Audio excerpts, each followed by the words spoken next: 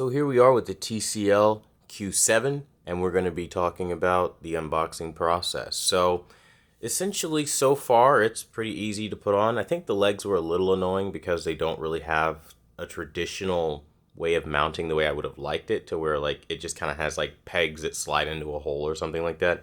So you do have to finagle with it a bit more, but it's not that bad.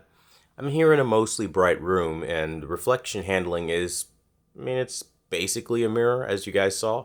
So it's not like it's the worst TV like that I've ever seen for reflection handling, but it's not the best either. So this year they have Google, so it's pretty much the same. I'm glad that it's not Roku though, because Roku is a pain in the ass, and there would be a whole other setup process through an app and all that. So we're able to just go in and select our country, our region, and all that good stuff, and then just kind of choose the basic Google TV setup or Google TV setup. And I'm just going to do the basic TV setup. So now the Wi-Fi is connecting and is connected. It's going to check for updates. If there are any updates right now, I will apply them, so that way we are fully up to date and there won't be like any kind of hard feelings, I guess, about anything in the review process because it's fully updated. So there is an update. This is going to be from the current version that I'm on right now, which is a mouthful. It's V8T615T02LF1V271 is the current version, and we are upgrading to the V8T615T02LF1V283. Well, that was one of the longest updates I think I've ever had to sit through. So yeah, if you're actively waiting on it, yeah, it's going to be a while. So definitely keep that in mind as you're setting up this TV. So now it's just restarting all over again, and it'll get right back to what it was doing before, I hope. As you can probably hear in my voice, I'm kind of annoyed and like waiting around like, come on, any day now. Like, what are we doing? But here we're finally back where we need to be. So I'll continue by telling you that this is Google's terms of service. I say this every year. They are the forced terms of service, where they basically tell you they're going to collect your data, your TV may or may not update automatically, and basically they're going to send a bunch of advertisements to you and stuff like that. So it's not really ideal.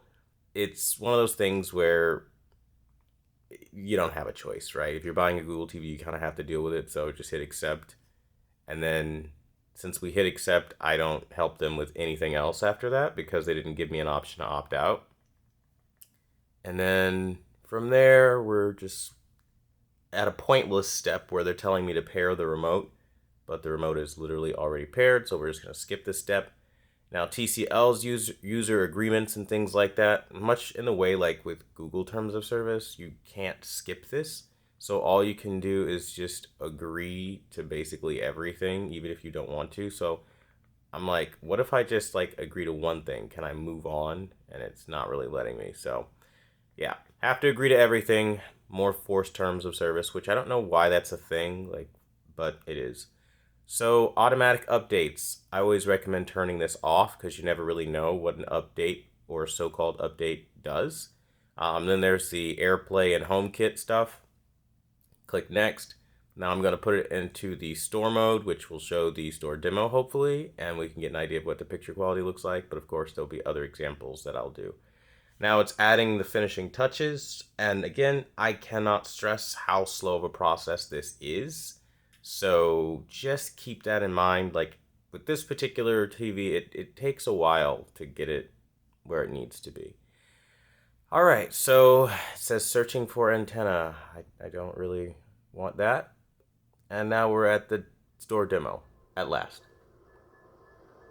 Good colors, solid brightness. So far, it's a store demo, so we can only do so much. I'm going to turn down the audio because I don't want to get hit with an annoying copyright for music. And so far, so good. The picture quality is really sharp. Definitely on par with what I've seen out of the mini LEDs. So that's impressive.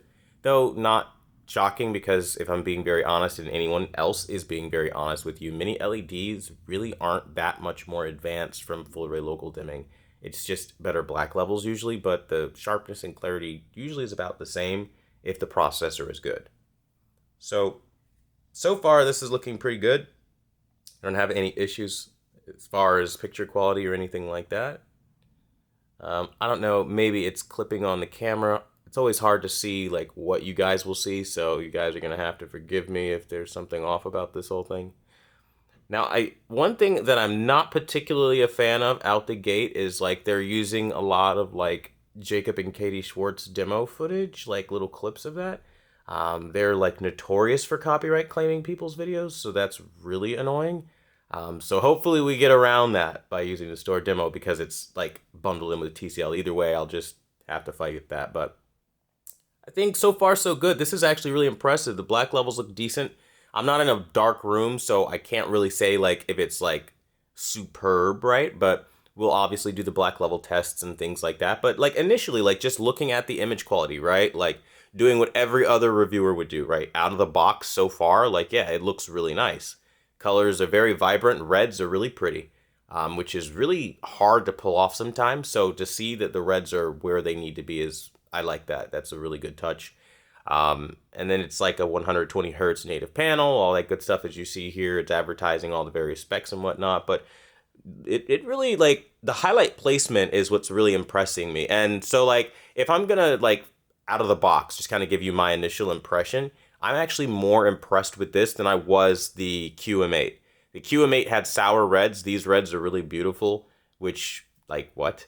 But I kind of picked up on that because like I saw the Q7 and then I saw the QM8 like next to each other and I was like, there's something special about the Q7. And like even with the design of the Q7 this year, like the Q7 has like a metal frame around it, which I think is a little bit more high end. I like that versus like plastic construction and stuff like that. It's not like the QM8 is like awful. It's just the Q7, like I prefer the build quality of the actual frame itself, the television itself a lot more. Don't like the feet, you know, I don't like the wide pedestal stand feet, but you know, whatever. What can you really do about that? But so far so good. This is looking like a really good TV. Like I'm not gonna lie, I haven't even touched it and it looks like it has potential. Usually only takes me 30 seconds to figure out if there's something there, right? And there's definitely something here, like beyond what seems to be normal. So I can't wait to dive in and see if this is something that can be a sleeping giant that nobody's talking about right now. But we'll let you know, guys, for sure. That being said, thanks for watching the #1 brand in honesty. Keep it locked for the next video. And until the next video, I'll see you guys later.